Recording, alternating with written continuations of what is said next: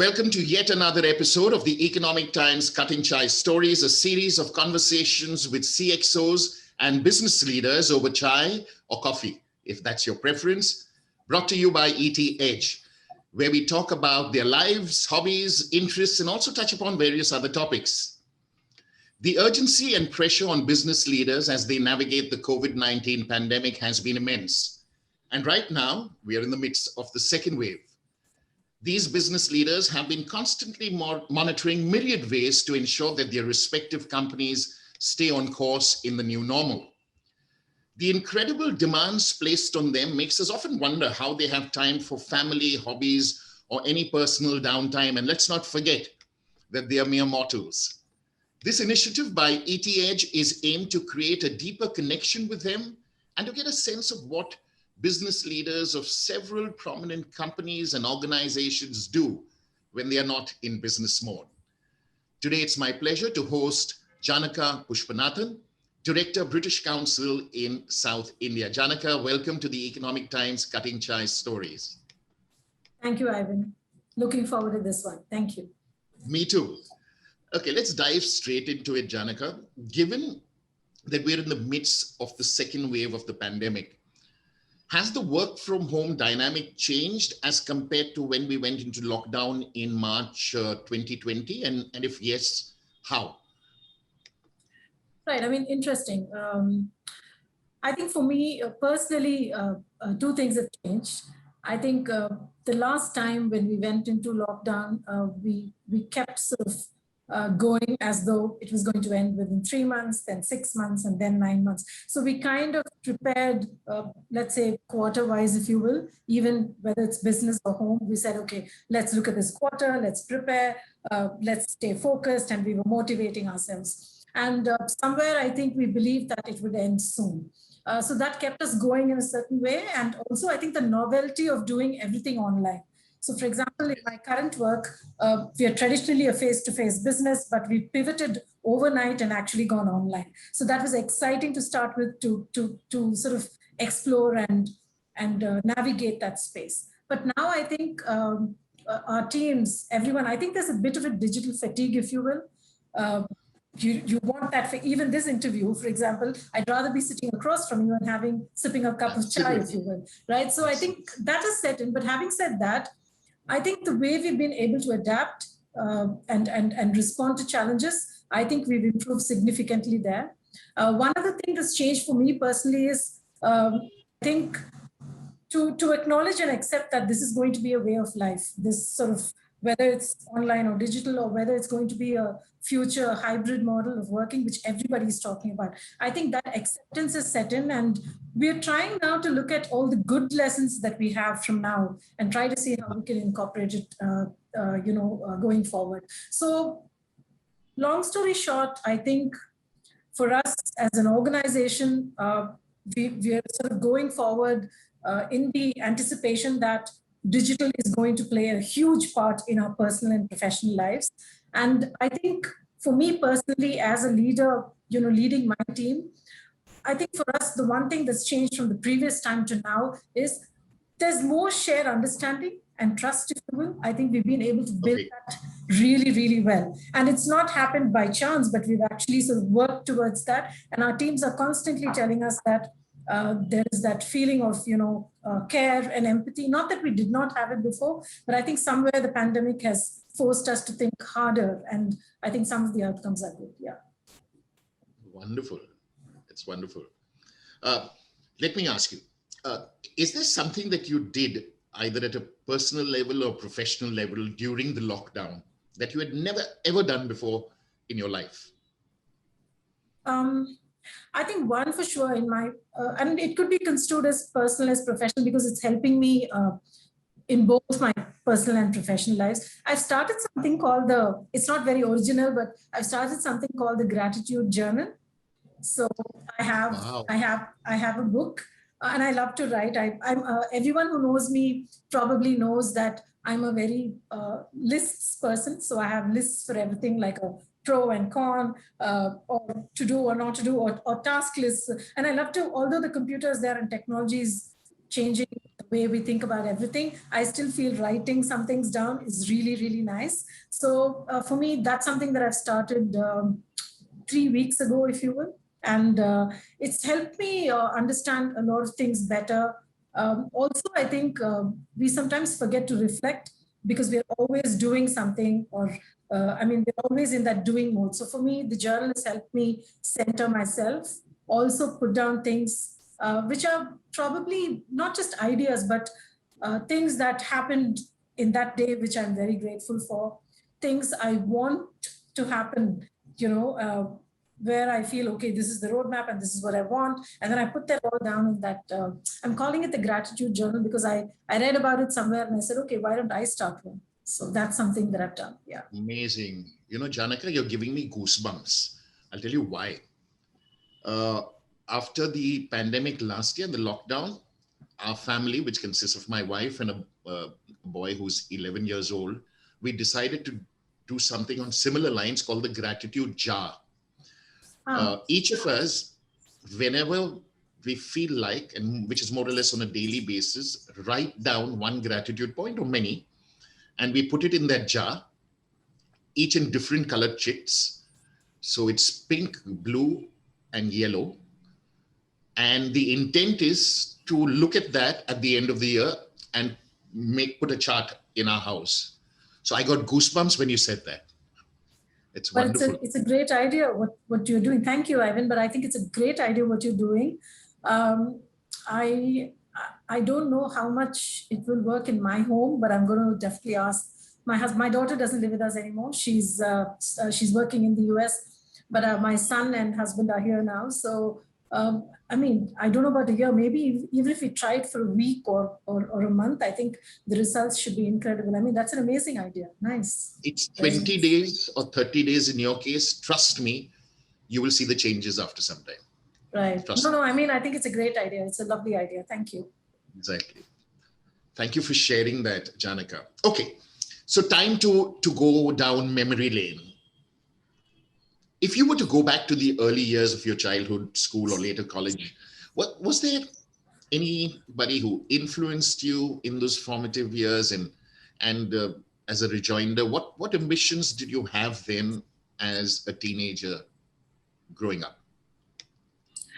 It's a beautiful question, but also a tough one to answer, I think, because there's not always I don't think anybody has just this one person who inspires. So for me, can I talk about a few people and I'll be very brief. Sure. I think if you ask me for the one person, he's not there with us today, my father. I lost both my parents early in life, but I think the impression that he's left behind is quite indelible. I think for me, he's given me the love for reading, which explains the books and everything, and my love for everything, language as well, right? I think English language, and also the ability to learn multiple languages. So I know that when we were way back in school, although I did Hindi as a subject, and growing in Tamil Nadu,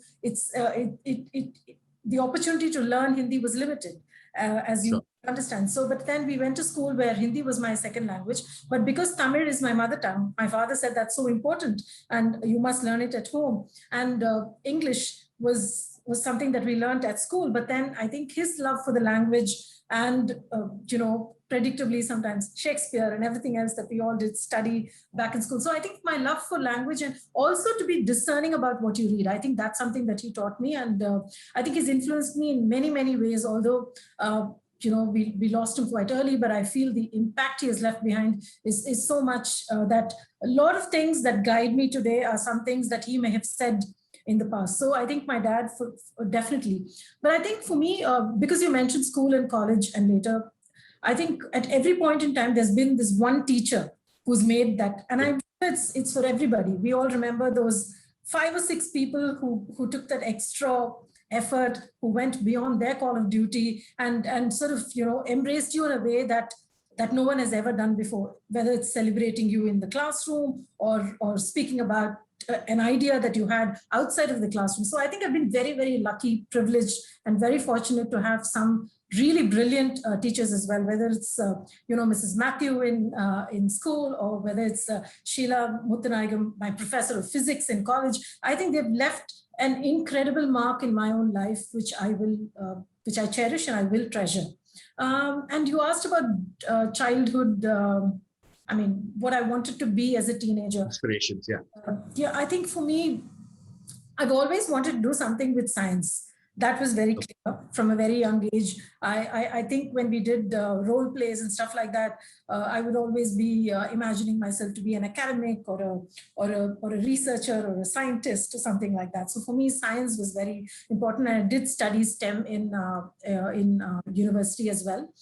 So for me, being part of the academic milieu was something that I dreamed of, and I do remember that I had dreams of becoming a quantum scientist or something like that, or quantum physicist.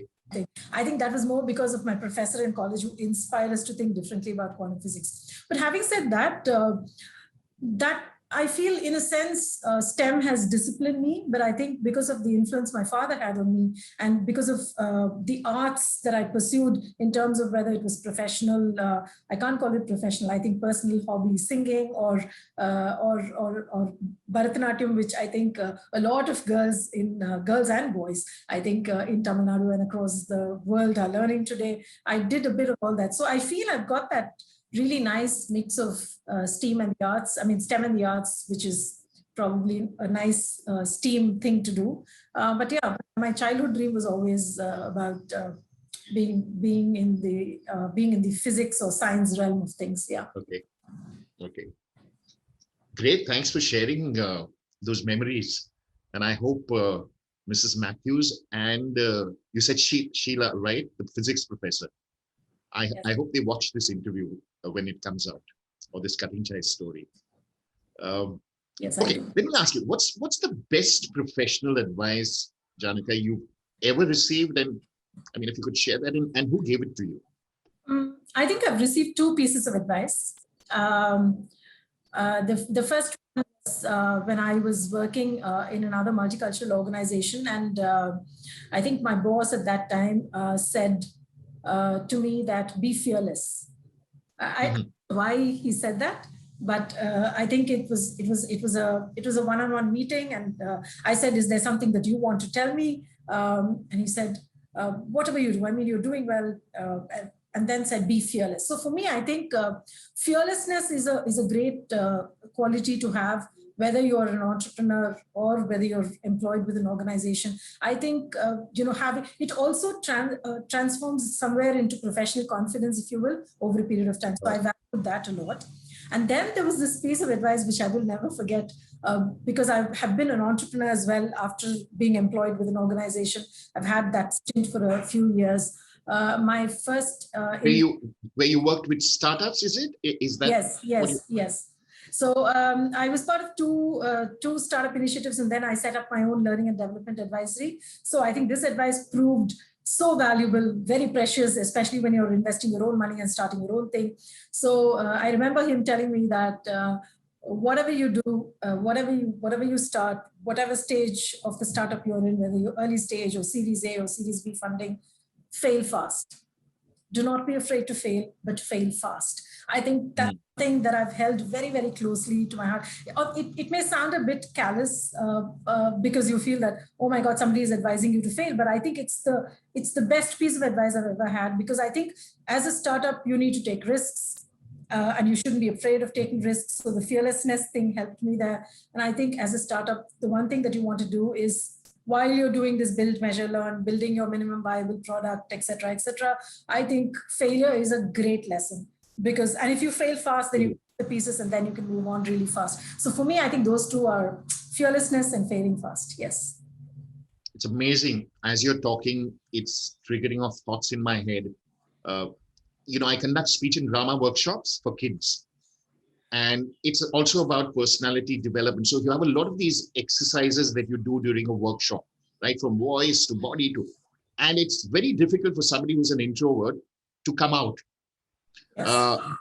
And so what I tell them is, I use this line, I said, this is the only workshop whereby if you're not afraid to fail, you will succeed.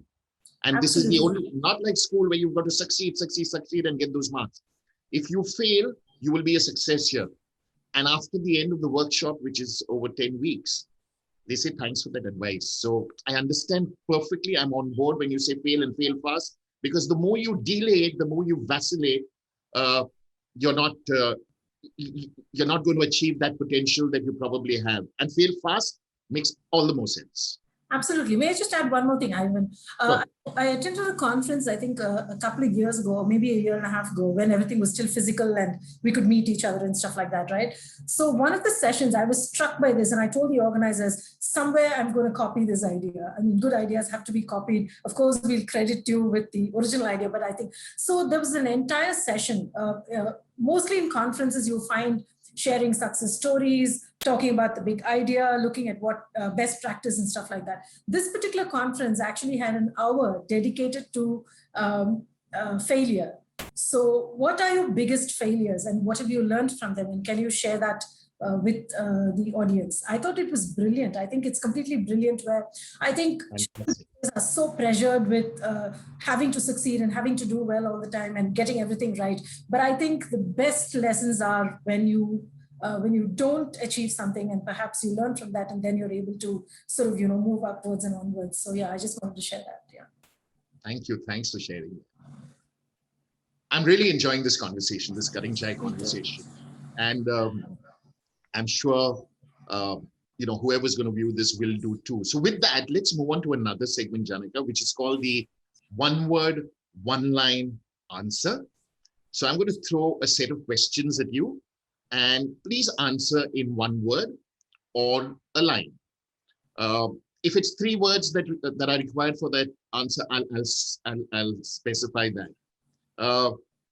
Have fun. There are no wrong answers. There are only right answers, because these are your answers. So are you ready for this? Yeah, I'll do my best. Okay. First question. What's your favorite meal or dish? Sorry, say that again. Your favorite meal / food / dish. One. Always rasam and rice. I'm a true South Indian. Rasam and rice. Absolutely. Okay, great. Your favorite holiday destination? New York, followed by London, I should say. Okay. Which business leader do you look up to or admire the most? I shouldn't take so much time, right? That's right. There are so many of them. So for me, stands out on top perhaps is I like Indra Nooyi. She teaches me a lot of lessons. Probably she's my most favorite business in recent times, but there are so many of them. Yes. Okay, great. Favorite subject in school? Physics. Okay. And the most disliked subject in school? I didn't have any, but we were asked to learn needlework. I was not good at it. I did like it. Okay. Describe your journey thus far in 3 words. Difficult, inspirational, and reasonably successful, I think. Good. Most courageous thing you have ever done? Except that I didn't know something to both my children.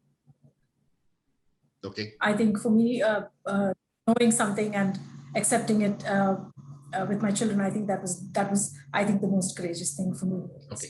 Yeah. Makes sense. What is the one thing most people don't know about you? They don't know that I actually love to cook. Okay. So I don't think many people know that. Okay. Okay. Work from the office or work from home? What would you choose? A blend of both, I think, right? I miss the office for all things that I should be missing it for. Choose one. Choose one. Pick one. Work from office. Okay. Taking the stairs or taking the elevator? Sorry, taking the elevator. I know it's not a popular answer. Don't apologize. No sorries. Shopping in store or shopping online? Shopping in store. Painful truth or comforting lie?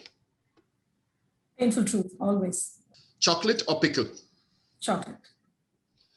Intelligent or funny? Funny. I pick funny. Okay.